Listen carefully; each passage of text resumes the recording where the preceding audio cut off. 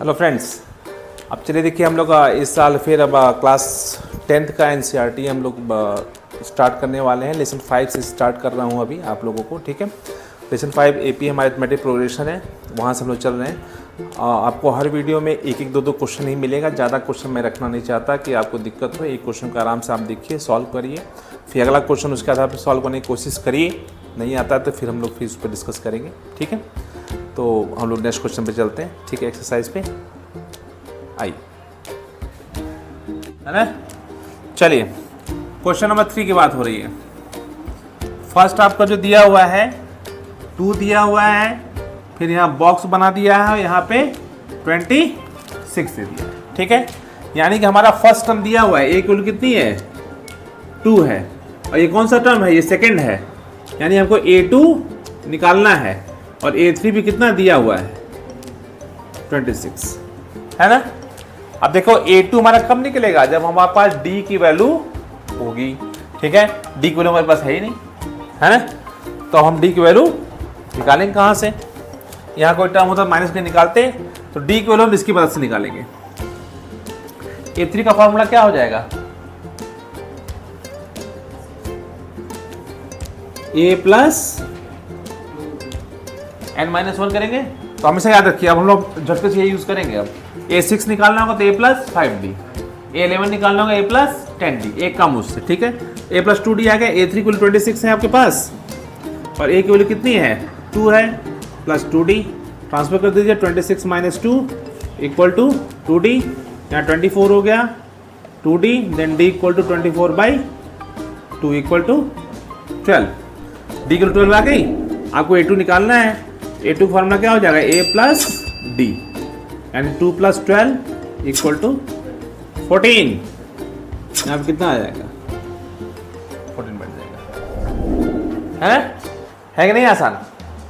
इसके बाद दूसरे वाले में देखिए 2 बॉक्स बने हुए हैं, उसी कंडीशन के साथ करना है ना। 2 बॉक्स वाला भी एक बार देख लीजिए, क्या है क्वेश्चन में, पहला ही गायब है ना, ए को ही गायब कर दिया है। और फिर यहाँ पे 13 है, फिर ये भी गायब है, और फिर 3 दिया हुआ है ना। यानी कि हमारे पास ए की वैल्यू हमारे पास नहीं है, A2 की वैल्यू है ना, A3 भी नहीं है, और A4 की वैल्यू है। अब हमको यहाँ पे A निकालना है और D दोनों काम निकालना है ना। अब देखिए A और D कैसे निकलेगा, जो हमारे पास दिया उसी काम करेंगे। A2 की वैल्यू 13 है, यानी A2 इक्वल टू फार्मूला क्या हो जाएगा, A प्लस D, ये वैल्यू रख देंगे तो क्या हो जाएगा 13 equal to A plus D। पहला एक क्वेश्चन हो गया, ठीक है।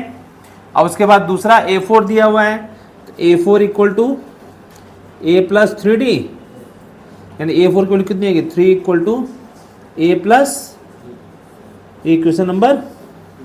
अब इन दोनों को हम एलिमिनेशन मेथड लगाएंगे। कौन सा मेथड, एलिमिनेशन। याद है एलिमिनेशन मेथड, है ना। यहीं पे देख लीजिए, दोनों को एक साथ लिख रहा हूं, ठीक है। A plus D equal to 13 और A plus 3D equal to 3। Subtract कर रहा हूं डायरेक्ट, है ना। डायरेक्ट सब्ट्रैक्ट करने से क्या हो जाएगा, यहाँ साइन चेंज, यहाँ भी चेंज, A कैंसिल हो गया, D माइनस 3D कितना माइनस 2D इक्वल टू कितना 13 माइनस 3 10। तो D की वैल्यू कितनी आ गई आपकी 10 अपॉन माइनस 2 इक्वल टू -5। -5 किसी में रख दीजिए आप, इसी में रख दें 1 में, है ना। क्या हो जाएगा यहाँ पे आपका 13 इक्वल टू A माइनस 5, इधर आके क्या हो जाएगा 18।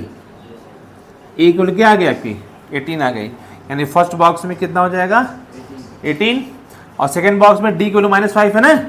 तो 13 में -5 क्या करना पड़ेगा, सब्ट्रैक्ट करना पड़ेगा, कितना आ जाएगा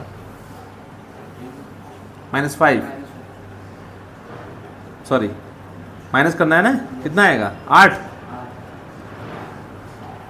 ठीक है। फिल हो गया। A और D जैसे ही मिलेगा हमारा काम हो जाएगा, ठीक है। खाली इसमें A और D का काम है, ठीक है। कोई दिक्कत सिवानी, जो क्वेश्चन हो गया क्लियर है, ठीक है।